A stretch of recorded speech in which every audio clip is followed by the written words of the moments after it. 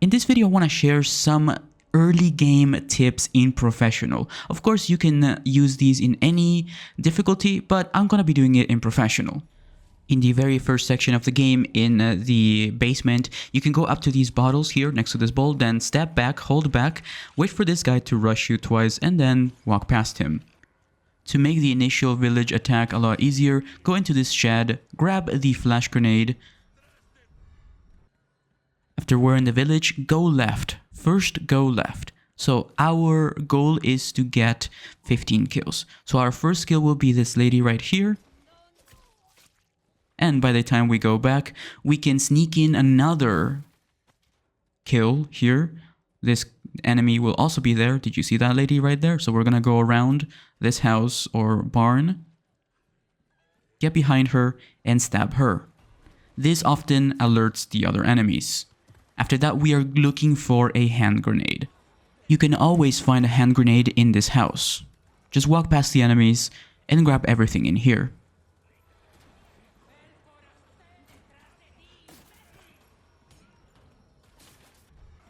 After that, we're gonna go up the ladder here, and we are going to kill enough enemies as they come up the ladder. You know you've killed enough enemies once the chainsaw cutscene triggers. After the cutscene, equip your hand grenade and throw it down. After the grenade goes off, equip your flash grenade, use it, do the same thing, and then jump immediately down. You can stab them here or just use your kick. Kicking will get rid of all of them. If that wasn't enough, go into the shotgun house, get the shotgun, and finish everyone else off.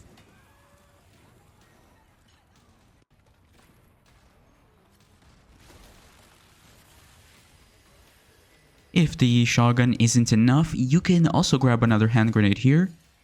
Make sure you grab the shotgun shells from the bed.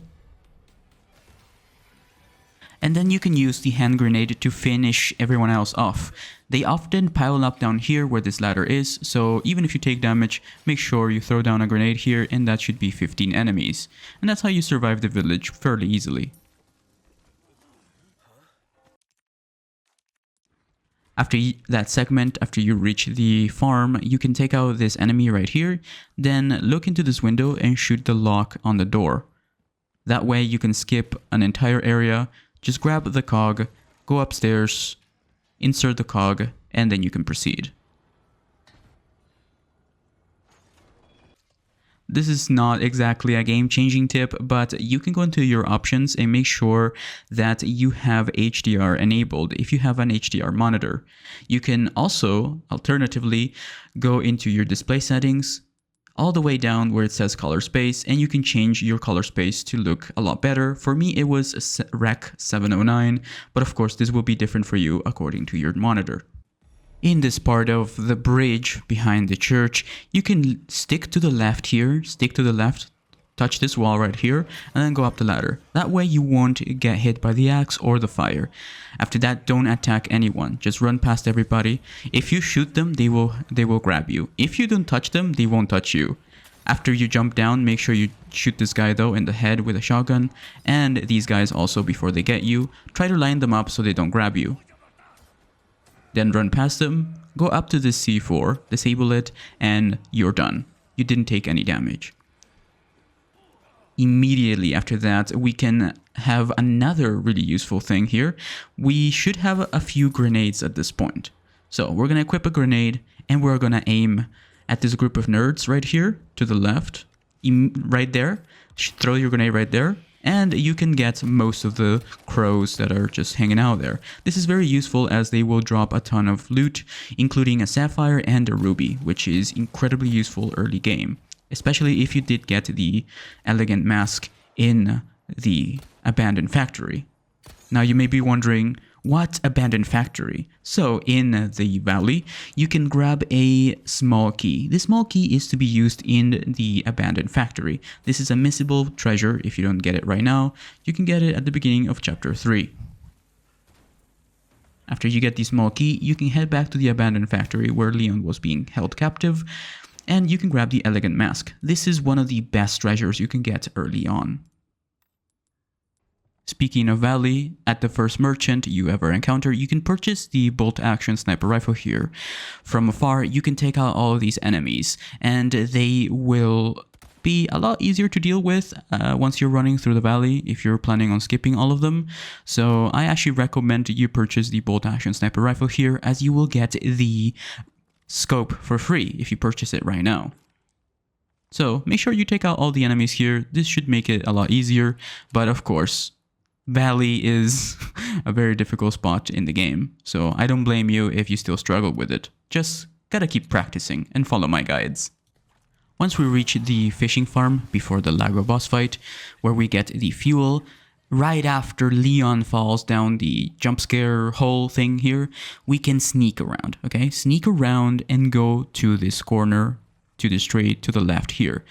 You just have to believe in yourself and be quiet and sit next to this tree or whatever. After you see the brute going up to this other tree, go behind him and stab him.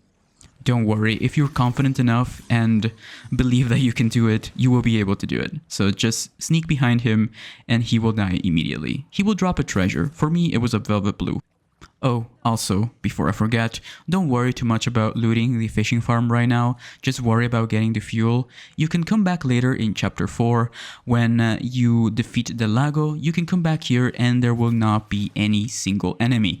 That way you can loot this entire place, get all the medallions, and you won't have to worry about enemies being around you. When you're fighting the Lago, make sure you see that trajectory circle that is directly on his body. Just wait, don't immediately throw the harpoon. Wait till you see that circle and then hit him. At this point in the very first phase, you have to hit him 5 to 6 times. When he reacts to that, that means you've hit him enough times and you don't have to hit him again. When he jumps like that, shoot him in the mouth. This is his weakest point. After that, he will go down. After some time, he will come up again, just enough time for you to hit him once. And then he will go down again. Don't try to hit him again because you will just fail.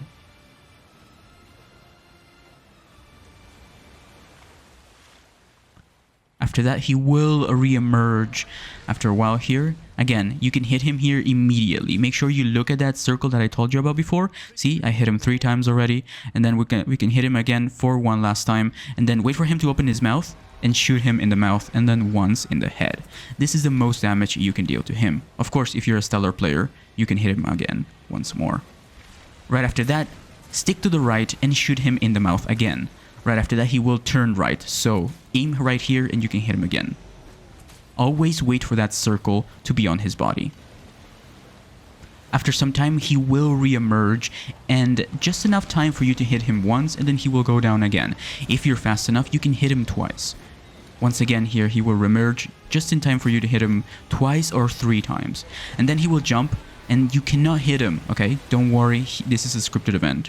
So when Leon says you need to do something, you're 50% done. So, again, always follow the rope. Always follow the rope to avoid obstacles, okay? Always follow the rope. I know it's a bit difficult to see, but just follow the rope. That way you don't hit obstacles. Again, he will re-emerge just in time for you to hit him once, every now and then. Then go around this thing. Always follow the rope. He will re-emerge again just in time for one hit. And then this is the time where he will do a what I like calling a drive-by. So again, wait for him to be hit once, then hit him again, and then he will go down. And then Leon will say, "Where'd you go? Where'd you go?" And then he will re-emerge right there. You can hit him in the head and then hit him in the mouth. The mouth is the weakest spot, but if you don't hit him in the mouth, just hit him a lot in the face. After that, he will jump again. Don't worry, you can hit him when he jumps this time. This is a scripted event.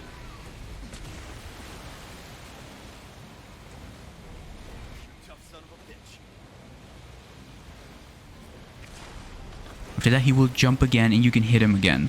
Then he will re-emerge just enough time for you to hit him twice. If you're fast enough, you can hit him 3 times. Make sure you can remember these patterns. You can hit him once per re-emerge, unless he does like what I like calling a drive-by.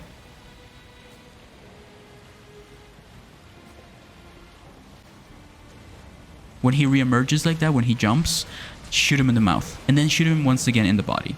You can hit him again once he's swimming away. And then when he jumps out again, hit him in the mouth. This is how you deal the most damage to him. And that is how you do with Lago. Thank you so much for watching. Hopefully you found this video entertaining or useful. Please consider leaving a like. Subscribe with all notifications enabled to know when I go live and when I upload videos. I plan on playing more games, more Resident Evil 4 of course, and some classic Resident Evils, including RE2 Remake and more. Please stay tuned. I can't wait to show you what I have in store for you. See you next time. Bye bye.